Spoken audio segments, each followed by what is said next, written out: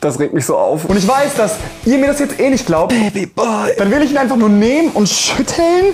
Peace, Leute, was geht? Leute, mein Freund und ich, wir sind jetzt schon 5,5 Jahre zusammen.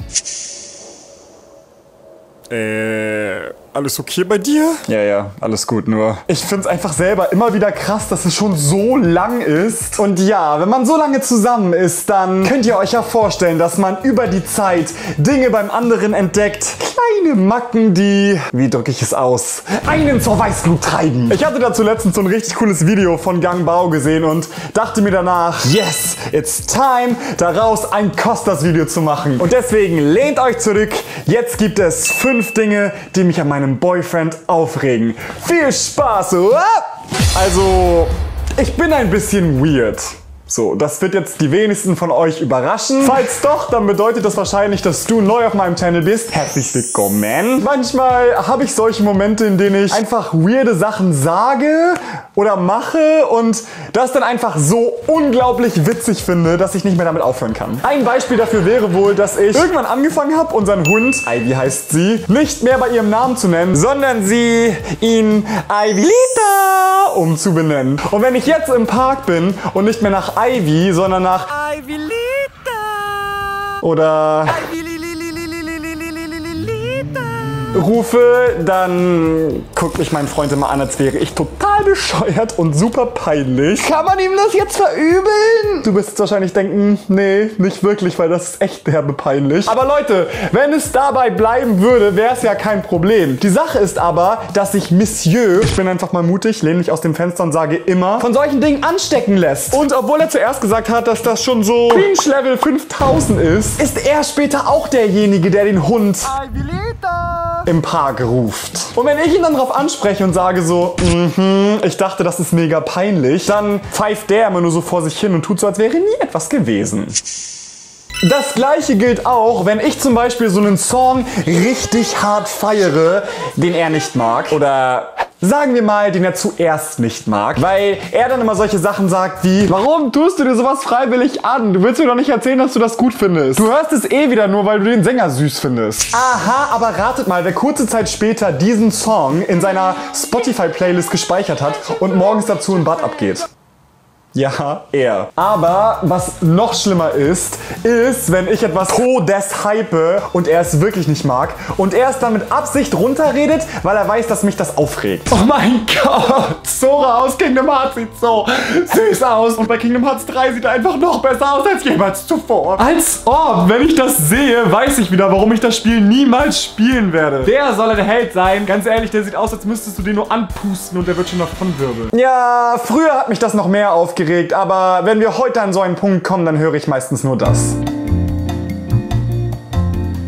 Er behauptet immer, dass ich ihm alles wegfresse. Und ich schwöre euch, Leute, in Wirklichkeit ist es genau andersrum. Und ich weiß, dass ihr mir das jetzt eh nicht glaubt und er auch nicht, wenn er dieses Video sieht. Aber es ist die fucking Wahrheit. Es passiert so oft, dass ich mir irgendetwas kaufe und dann komme ich nach Hause und es ist weg. Ich weiß, dass ich das schon mal vor langer Zeit in einem Video über Toffifee gesagt habe, aber it's getting worse, people. Und das Schlimmste ist, wenn er dann immer sagt, hä, ich hatte nur eins. I know, sharing is caring, aber es gibt Grenzen.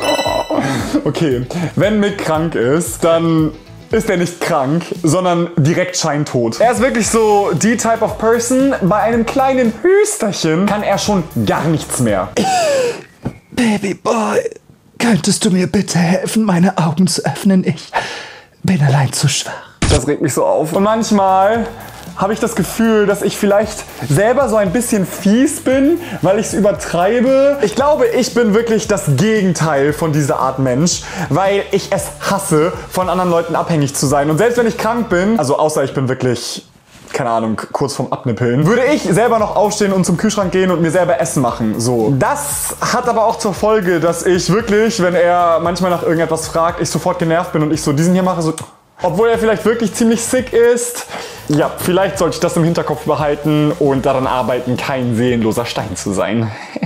Okay, und jetzt beim letzten weiß ich gar nicht, ob das so eine Sache ist, die mich an ihm oder an mir nervt. Es ist so, also wir kennen uns jetzt ja schon ziemlich lange und wir wissen beide, wie der andere in Streitsituationen ist. Right? Nun, er ist so jemand, der in Streitsituationen zwar ziemlich stur ist, aber im Nachhinein schon darüber nachdenkt und eigentlich immer kompromissbereit nach Lösungsvorschlägen sucht. Aber trotzdem, in diesen Situationen rege ich mich jedes Mal so sehr über seine Sturheit auf, dass es mich einfach so wütend macht. Ich will hier kurz erwähnen, dass ich mir sicher bin, zu 1000%, dass ich kein Deut besser bin. Wahrscheinlich eher noch schlimmer. Aber es regt mich einfach auf, weil er einfach auch super gut ist darin, seine Argumente oder was er sagt, rational zu begründen und zu untermauern. Obwohl ich dann manchmal denke so, ja, das kann ja alles sein, schön und gut, aber von einer emotional point of view, weißt du genau, dass es nicht so ist und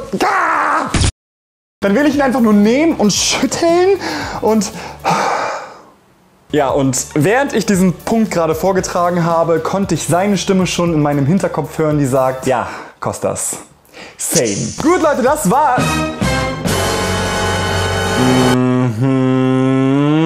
Ich habe mir gedacht, weil ihr euch in letzter Zeit öfter gewünscht habt, dass ich mal wieder ein Video mit Mick mache, er aber selber gerade an Projekten arbeitet und deswegen nicht so viel Zeit hat, es eine coole Idee wäre, ihn in diesem Video mit einzuschließen. Deswegen habe ich ihn gebeten, mir auf Zetteln 5 Dinge zu schreiben, die er an mir nervig findet. Obwohl ich jetzt so spontan überhaupt nicht wüsste, was ihm da überhaupt einfallen könnte. Aber ja, so ist er irgendwie auch Teil des Videos, ohne direkt vor der Kamera zu sein. Ist das nicht eine nette Überraschung? Außerdem finde ich es immer doof, dass diese Videos so super one-sided sind, deswegen, ja, machen wir das heute so. Okay, er hat zu mir gesagt, ich soll die in dieser bestimmten Reihenfolge lesen, deswegen gucken wir mal.